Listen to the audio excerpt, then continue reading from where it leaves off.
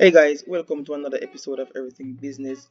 For first time subscribers, thank you for subscribing, thanks for the support.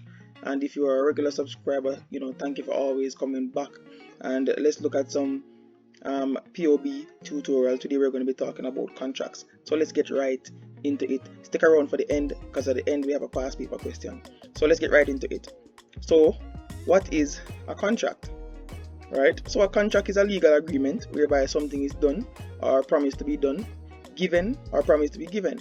A contract is enforceable by law, and you want to pay attention to that line. A contract is enforceable by law, and the reason for that, why that line is important, is because it is what differentiates a contract from a mere agreement. So therefore, a contract is more than just a mere agreement, because it is enforceable by law, while an agreement is not enforceable by law. Now, we have different types of contracts. We actually have two types of contracts.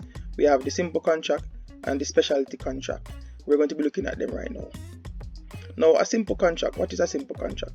Now, a simple contract is a simple agreement between two or more persons, right, or parties. It need no special form. It can be made by word of mouth or even sometimes in writing. A simple contract can also be implied by conduct. And you know what examples of simple contracts are. For example, eating at a restaurant, taking a taxi, buying from a vendor, and so on. Now, specialty contracts are more serious, more important, right? That's why they're called specialty, right? I always tell my students that they are special, right? So specialty contracts are special contracts that must be in writing. Emphasis on must be in writing. Now, these contracts must be signed, sealed, and delivered, right? And examples of these types of contracts are like hire purchase contracts, insurance contracts, land or property sales contracts, mortgage contracts, and so on.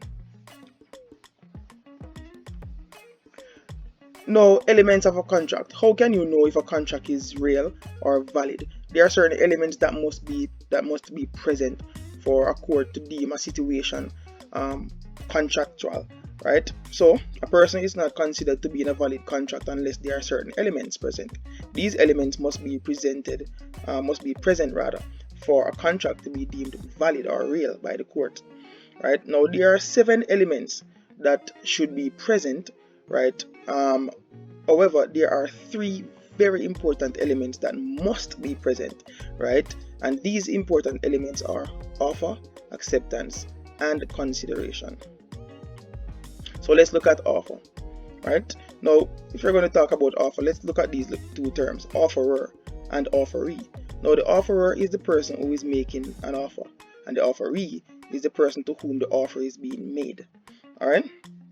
So an offer is a bid or a proposal made by one person to another, right? An offer must be specific, right? The offerer must state exactly what he or she is interested in buying or selling, right? The offer must be communicated to the person whom the offer is intended to be made to, right? An offer can be made in writing or orally, and it can also be implied by conduct. Now, an offer must not be confused with an invitation to treat, which is an invitation to make an offer.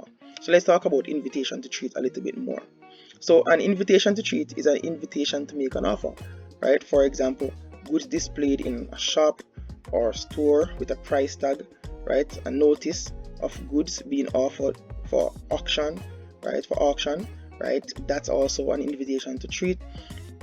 An advertisement inviting tenders for goods, right? Property being advertised for sale, right? All of these are examples of invitation to treat. All right. Now, you must note that an offer can only be revoked or withdrawn before there is acceptance, right? So after there is acceptance, then the offer cannot be withdrawn. All right. Now, there are many times when an offer is made and it is rejected, and you make a new offer, right? Now, that is what we call counter offer. So a counter offer is when a person rejects the original offer and makes a new offer. For example, a customer is not willing to pay $5,000 for our shoes, but they will say, all right, me pay $4,500 for a shoe. And that is an example of a counter offer. In Jamaica, we call it ball down the price. All right. Yeah. So that would conclude the information on offer. So let's talk about acceptance then. Right? An acceptance is an unconditional agreement to all the terms of an offer. Acceptance can be made in writing. Acceptance must be made using the medium stated in the offer, right? And if no medium was stated, then the quickest medium must be used, right?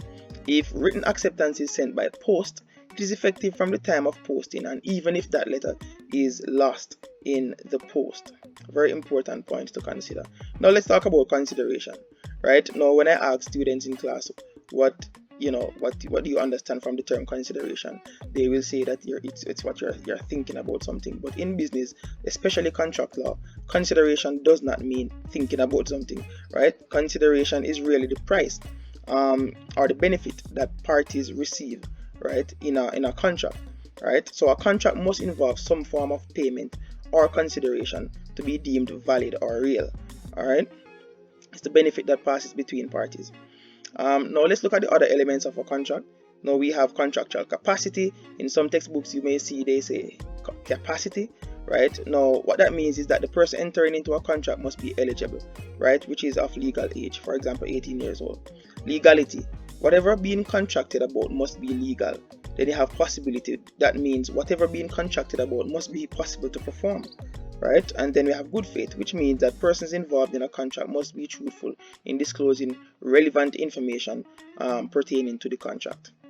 All right. Now we have these two terms, void and voidable contracts, very important terms. Now a contract is said to be void.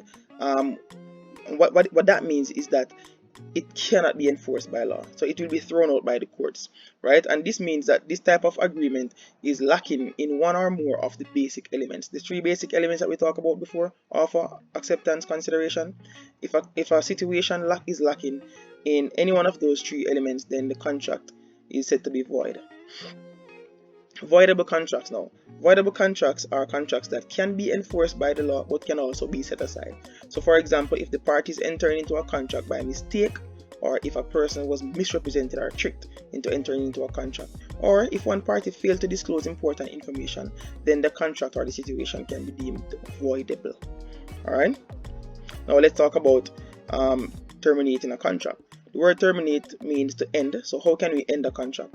By performance. So a contract can be terminated by performance, and what this means is that both parties did what they agreed to do, and so alright, the contract is ended.